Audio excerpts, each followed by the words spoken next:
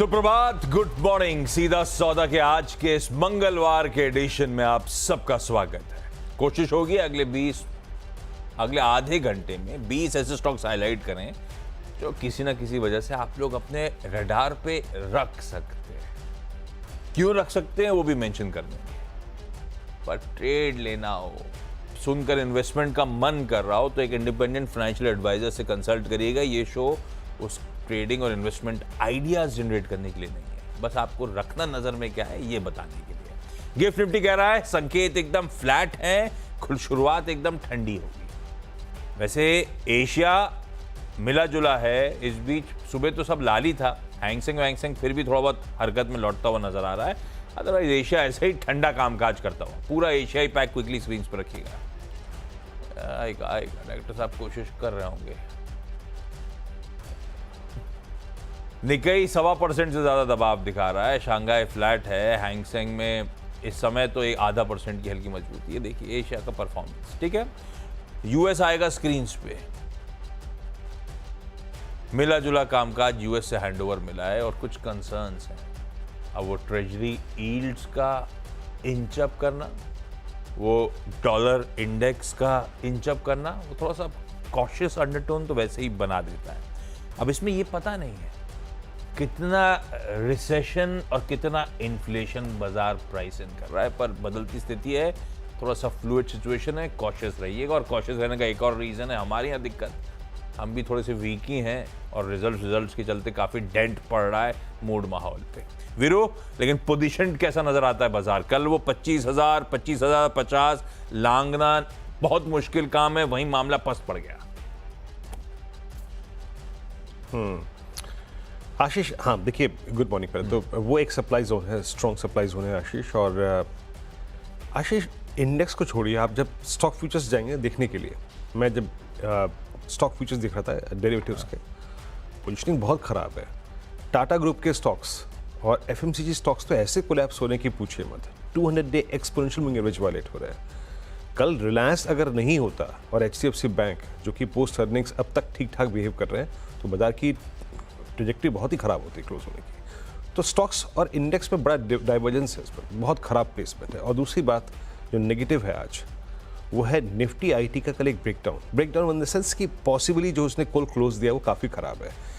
ये पूरा Nifty IT का जो 7 जून 2024 को स्विंग शुरू हुआ था अर्निंग सीजन शुरू होने से पहले, मतलब जब ये बेस्ट फेज हमने देखा मार्केट का जून के बाद, इलेक्शन के बाद, आईटी ने उस सारे स्विंग में पहली बार अब कल 50 डिमा को टच किया है। तो मैं ये कहूँगा आशीष, थोड़ा स्टॉक स्पेसिफिक समरी ख़राब है। रिलायंस, एचडीएफसी बैंक और इनफैक्ट कुछ हद तक बैंक निफ्टी हमको एक कंफर्ट दे रहा है, अदरवाइज स्ट्रक्चर ख़राब है। स्टॉक स्पेसिफिक शायद इंडेक्स से ज़्यादा ख़राब है बाजार इस वक्त। आशीष, ये है भाई साहब कहानी बाजार की, थोड़ा सा कंसर्न्स हैं। और अच्छा,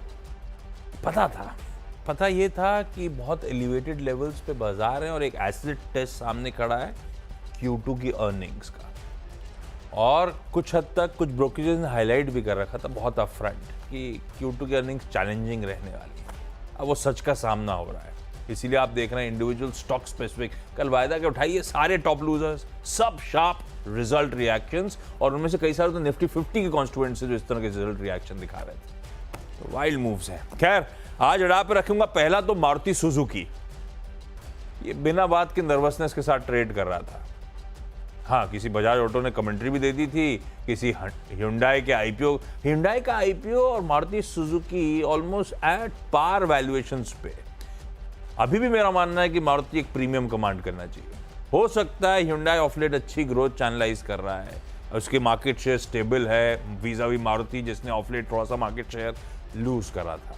पर इसको टीसीएस और इन्फी की स्टोरी की तरह देखिए। इन्फी कभी कभी एकदम से पेंटअप दिखाता है, लेकिन टीसीएस हमेशा बाजार में प्रीमियम कमांड करता है अपने साइज और प्रोफाइल के चलते। Hyundai पता नहीं लिस्ट कैसा होगा, लॉन्ग टर्म के लिए अच्छी स्टोरी, इसमें मुझे कोई शक नहीं है।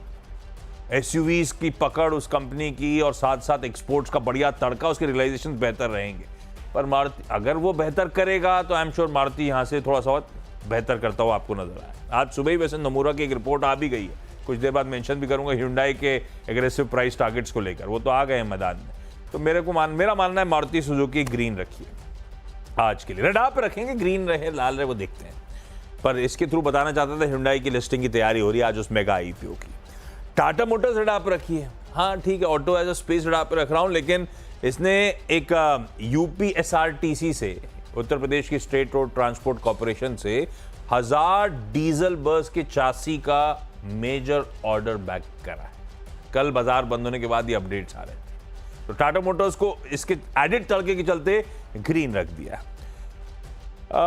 बजाज हाउसिंग फाइनेंस डिसेंट नतीजे हैं, अच्छी पेडिग्री है, देखते हैं बिहेवियर कैसा रहेगा स्टॉक का, क्योंकि बहुत वैल्यूएशन तो स्ट्रेच आज भी हैं, करेक्ट हुआ है हाई से, उसके बाद भी स्ट्रेच है, तो सिर्फ रडार पर रखेंगे।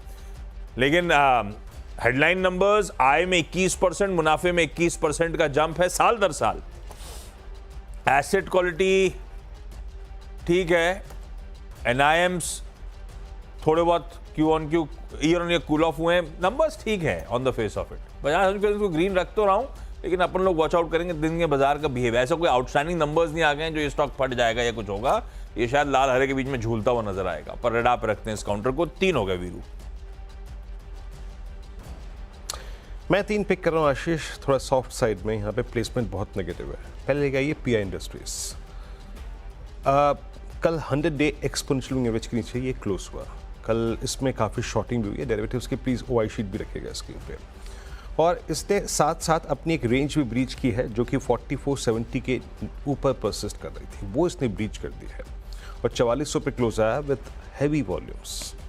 जरा प्लीज़ डेरिवेटिव्स की प्लेट रखेंगे इसकी। 100 डे मार्क नीचे क्लोज आया है। देखिए नेक्स्ट जो पॉसिबल जोन जहाँ तक जा सकता है वो है 4309 और 4290। और मार्क करके रख लीजिए मेरे शब्दों को, मतलब जो मैं बात कर रहा हूँ कि कॉल राइटर्स जोन क्या है, कहाँ से शॉर्टिंग शुरू हुई, वो शुरू हुई है करीब करीब 4460 से। तो 4460 जब तक रीगेन नहीं कर रहा है, प्रेशर परसिस्ट करेगा, याद रखिएगा। दूसरा है SBI कार्ड्स। इसमें कल एक बहुत गंभीर ब्रेकडाउन है। एक क्लस्टर ऑफ मूविंग एवरेजेस था, यानी एक छोटे से प्राइस रेंज में सारे एवरेज आ रहे थे, वो सारे टूट गए। और एक और चीज़, एक इन्वर्टेड फ्लैग जो बहुत एक बेयरिश पैटर्न होती है, उसका एक ब्रेकडाउन आया है कल 730 के नीचे, 715 पे क्लोज हुआ।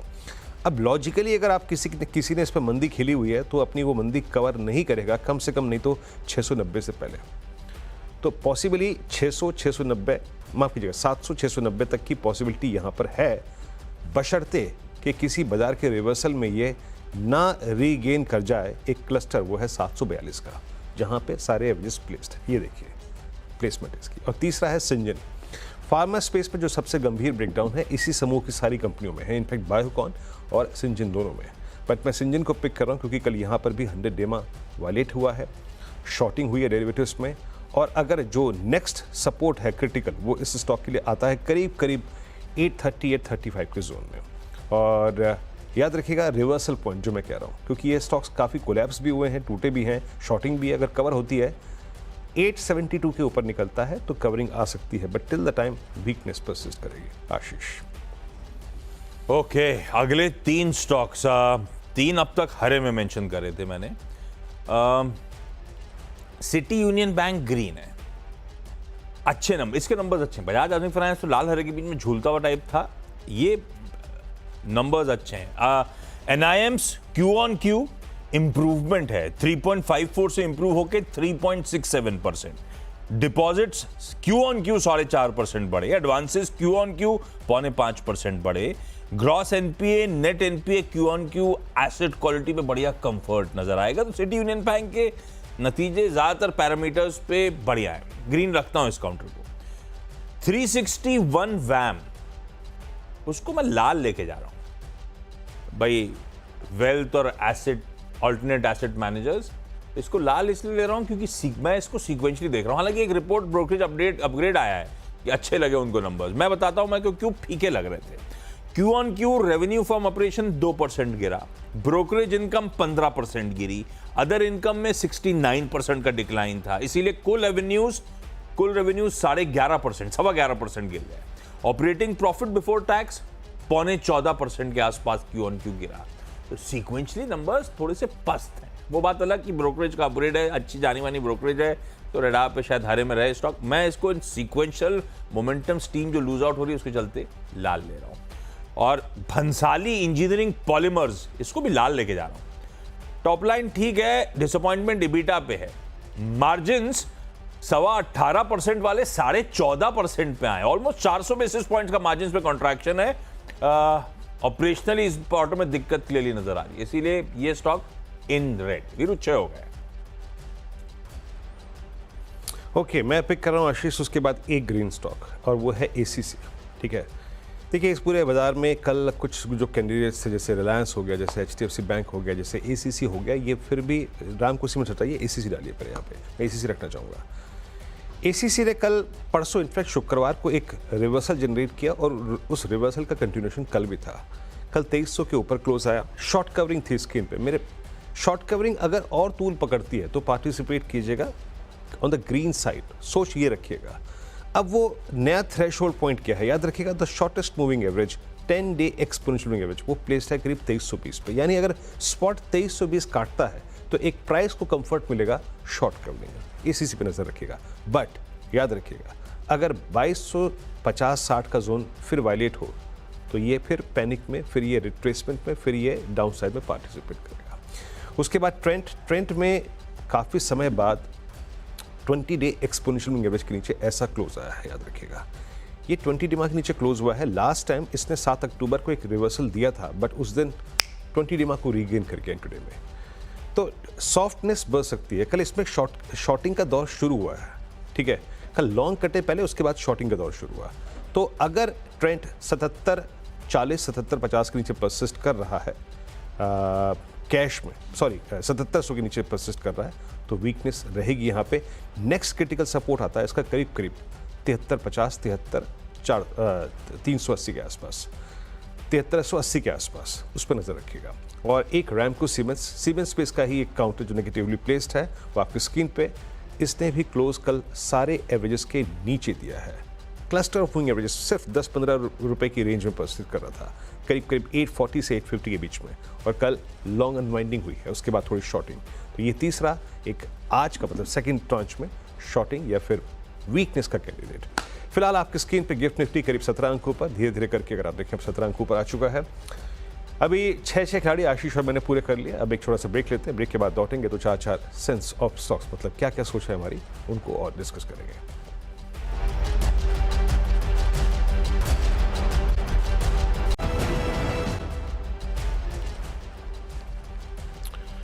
सीधा सौदा की टीम में आपका एक बार फिर से स्वागत है। मेरा अगला स्टॉक है ICICI बैंक।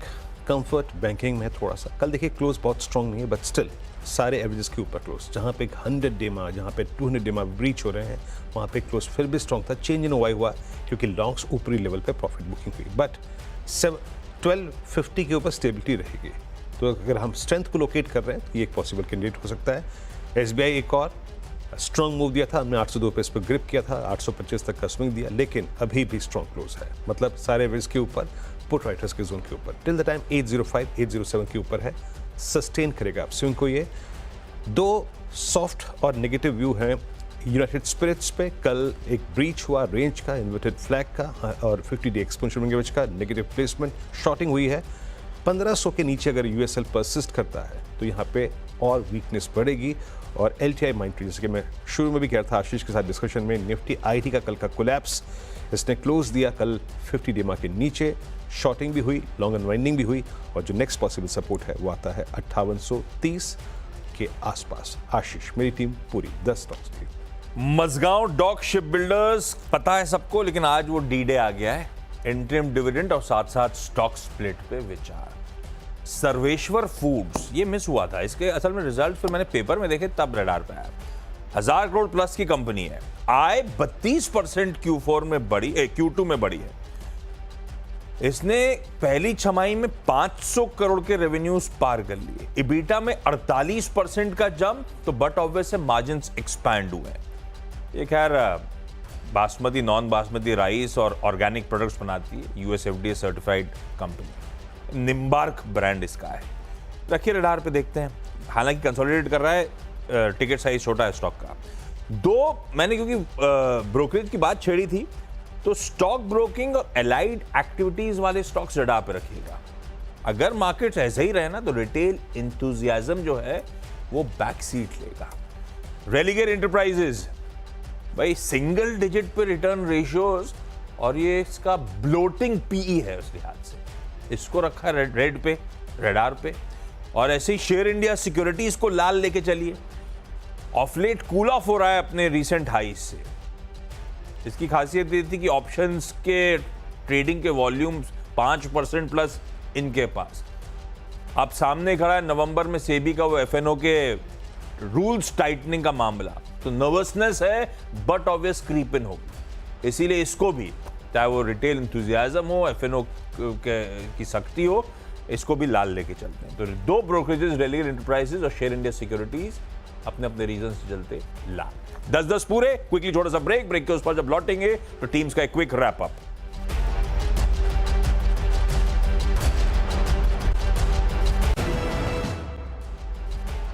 स्वागत है आप सभी का सीधा सौदा की टीम में। एक बार फिर से मेरी टीम आपकी स्क्रीन पे आएगी। अब जो प्रिफर्ड स्ट्रेंथ जहां पर है उसमें है state bank of India, ICICI bank और एसीसी। ये तीन की प्लेसमेंट स्ट्रॉन्ग थी, पुट राइटर्स थे और क्लोज इतना खराब नहीं आया था। बाकी पीआई इंडस्ट्रीज में एसबीआई का सिंजन, रामको सीमेंस 50 डेमा के ब्रीच था, ट्रेंट में 20 डेमा का ब्रीच था, शॉर्टिंग हुई और आईटी में एलटीआई माइंट्री मैंने शॉर्ट साइड पर पिक किया है, थोड़ा सा प्लेसमेंट नेगेटिव है और यूएसएल में 100 डेमा का ब्रीच। आशीष 10 की सीधे सौदे की टीम आपकी स्क्रीन पर आएगी। लाल और हरे के बीच में कई सारे स्टॉक्स नजर आएंगे, आप अपने फाइनेंशियल एडवाइजर कंसल्ट करिएगा। Maruti, Tata Motors, Bajaj Housing Finance, City Union Bank, Mazagon Dock, Sarveshwar Foods अलग अलग रीजन से ग्रीन में। 361 वैम, Bhansali Engineering, Religare Enterprises, Share India Securities लाल।